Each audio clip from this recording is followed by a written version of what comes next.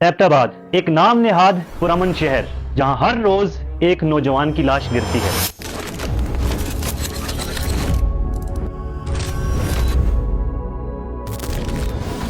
तीन जून की रात शहर के बीचों बीच चार बहनों के इकलौते भाई माजुल्लाह को गोलियां मार दी जाती हैं। माज की चीख पूरे जनाबाद में गूंज उठती है।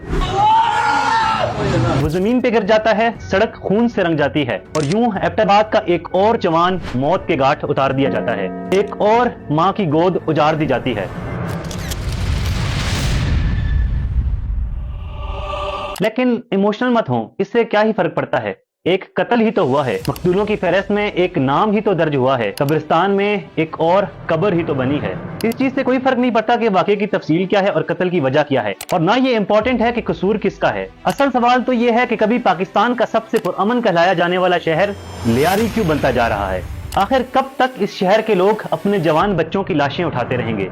गुज़िश्ता 3 सालों में एबटाबाद में मर्डर के केसेस में 42% तक इजाफा हुआ है। ये बढ़ता हुआ मर्डर रेट यहाँ के अदालती निजाम और सिक्योरिटी सिस्टम का बहुत बड़ा फेलियर है। ये पूरे का पूरा सिस्टम सिर्फ एक इनिशिएटिव पे काम करता है, अपना काम बनता भाड़ में जाए जनता, क्योंकि ये पूरा का पूरा निजाम रील्स और वीडियोस तक ही महदूद है। इस निजाम ने अपने चंद सहाफी रखे हुए हैं जो हर वक्त इनकी झूठी कारकर्दगी की कसीदे पढ़ते हैं। यहाँ का सिक्योरिटी सिस्टम शहर की मुख्तलिफ लोकेशंस पर नाकाबंदी तो करता है, लेकिन न शहर को मंशियात से बचा पाया, न बढ़ते हुए कत्ल गारत को कंट्रोल कर पाया और न ही यहाँ की औरतों की इज्जतों का तहफ़्फ़ुज़ कर सका। लेकिन एबटाबाद में बढ़ते हुए क्राइम रेट का सीधा सीधा जिम्मेदार हमारा अदालती निजाम है। वो कैसे, मैं बताता हूँ। आप लोगों को इकरा कत्ल केस याद है? नहीं, आप भूल चुके हैं, मैं याद दिला देता हूँ। 4 जुलाई 2025 की रात 13 साल बच्चे के साथ रेप किया जाता है और फिर उसे बेदर्दी के साथ कत्ल कर दिया जाता है। मामला मेन स्ट्रीम मीडिया तक पहुंचता है और सोशल मीडिया पे जस्टिस फॉर इकरा का हैशटैग टॉप ट्रेंड बन जाता है। शहर भर की आवाम गुस्से से भर जाती है और लोगों का शदीद रद्द-ए-अमल आता है। सोशल मीडिया पर कैंपेन्स चलाई जाती हैं, सड़कें बंद की जाती हैं, एहतजाज किए जाते हैं, लंबी लंबी रैलियां निकाली जाती हैं। यहाँ तक के 5 सालों में एक बार नजर आने वाले पॉलिटिशियंस भी एक फोरम पे जमा हो जाते हैं। अवाम ने इकरा के इंसाफ के लिए भरपूर आवाज उठाई। पुलिस ने पब्लिक प्रेशर में आकर मुल्जिम हारिस लतीफ को तो गिरफ्तार कर लिया, लेकिन उसे स्पेशल प्रोटोकॉल्स मिलते रहे। पूरा का पूरा निजाम ये बात जानता था कि ये शोर शराबा सिर्फ चंद दिन का है, लिहाजा वो इस बात का इंतजार करती रही कि कब ये मामला ठंडा पड़ेगा और वो इस केस को अपनी मर्जी के मुताबिक लेकर चलेंगे। जब तक अवामी रद्द अमल आता रहा, पुलिस और अदालती निजाम सब सही करता रहा। लेकिन जैसे ही अवाम खामोश हुई, लोगों ने इस केस से दिलचस्पी लेना खत्म कर दी, तो मुल्जिम हारिस लतीफ पर कानून के हाथ नरम पड़ना शुरू हो गए। अवाम को बेहतरीन तरीके से बेवकूफ बना दिया गया। बुलंद बाला फलक शगाफ नारे खोखले निकले और बड़े बड़े दावे दरे के दरे रह गए।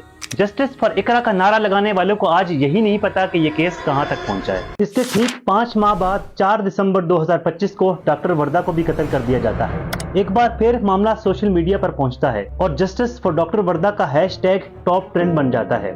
एक बार फिर अवाम एहतजाज करती है, लोग सड़कों पे निकल आते हैं, अस्पतालों में हड़ताल कर दी जाती है, लंबी लंबी रैलियां निकाली जाती हैं। हर एक अदालती निजाम से इंसाफ की उम्मीद लगाकर बैठा होता है, लेकिन यहाँ पर अवाम सबसे बड़ी गलती ये करती है कि कुछ दिन के शोर शराबे के बाद सब खामोश हो जाते हैं। लोग केस में दिलचस्पी लेना छोड़ देते हैं और इंसाफ बीच रास्ते में ही रह जाता है। अब्दुल्ला खानजादा के साथ भी कुछ ऐसा ही होता है। 11 फरवरी 2026 को एबटाबाद यूनिवर्सिटी के बाहर बीच सड़क पे उसे भी गोलियां मार दी जाती हैं। सब जानते हैं कि कातिल कौन है, लेकिन अदालत अपनी आंखों पे पट्टी बांध लेती है। आज भी एक ऐसा ही मंजर देखने को मिल रहा है। एक और हैशटैग टॉप ट्रेंड बन रहा है, जस्टिस फॉर माजुल्लाह। बस चेहरा बदल गया है, नाम बदल गया है, लेकिन कहानी वही है। इस केस को लेकर भी सोशल मीडिया पे चंद दिन शोर शराबा मचा रहेगा और फिर पुराने केसेस की तरह इसे भी बुला दिया जाएगा। 3 सालों में एबटाबाद में 400 से ज्यादा कत्ल के केसेस रिपोर्ट हुए हैं, लेकिन किसी एक कातिल को भी फांसी की सजा नहीं हुई। उल्टा हर केस में ही कातिलों को रिलीफ दिया जाता है। सैकड़ों बेगुनाह नौजवान कत्ल हो गए और अदालती निजाम इंसाफ के नाम पर सिर्फ उनसे मजाक करता रहा। एबटाबाद की हालत लियारी से ज्यादा खतरनाक है, क्योंकि लियारी में गैंग्स होती थी, टारगेट किलिंग होती थी, लोग चोरों और डकैतों के हाथों मारे जाते थे। लेकिन अगर पुलिस सही से काम करे तो गैंग्स और टारगेट किलर्स पर काबू पाया जा सकता है, क्योंकि वहाँ एक क्रिमिनल रिकॉर्ड होता है, प्रॉपर ट्रैकिंग होती है, सबको पता होता है कि गोली चलाने वाला कौन है। अब देखा जाए तो एबटाबाद में सारे कत्ल कौन करता है? कोई गैंग, कोई टारगेट किलर, कोई ऑर्गेनाइजेशन या फिर कोई दहशतगर्द। इनमें से कोई भी नहीं है। यहाँ पर एक आम शहरी ही दूसरे आम शहरी के हाथों मारा जाता है। यहाँ पर कातिल वही निकलता है जिसका कोई क्रिमिनल रिकॉर्ड नहीं होता। बस जरा सी बहस, छोटा सा झगड़ा और कीमत एक जिंदगी। कत्ल कर देना यहाँ के लोगों का माइंडसेट बन चुका है। کیونکہ وہ جانتے ہیں کہ عدالتی نظام مفلوج ہے۔ عوام زیادہ سے زیادہ کیا کر سکتی ہے؟ احتجاج کر سکتی ہے، سڑک بلاک کر سکتی ہے، سوشل میڈیا پہ کمپین چلا سکتی ہے، یہاں تک کہ پولیس بھی بے بس ہے۔ ایک عام شہری جس کا کوئی کرمنل ریکارڈ نہیں ہوتا وہی قاتل نکل آتا ہے۔ اب سوال یہ پیدا ہوتا ہے کہ اپنے شہر کو اتنی ڈینجرس سچویشن سے کیسے نکالا جائے۔ یہاں میں ریکویسٹ کروں گا ایبٹ آباد کے ایڈوکیٹس کو کہ وہ اہم کردار ادا کریں۔ سارے وکیل ایک الگ یونین بنائیں جو صرف ایبٹ آباد میں قتل کے کیسز کو مانیٹر کرے۔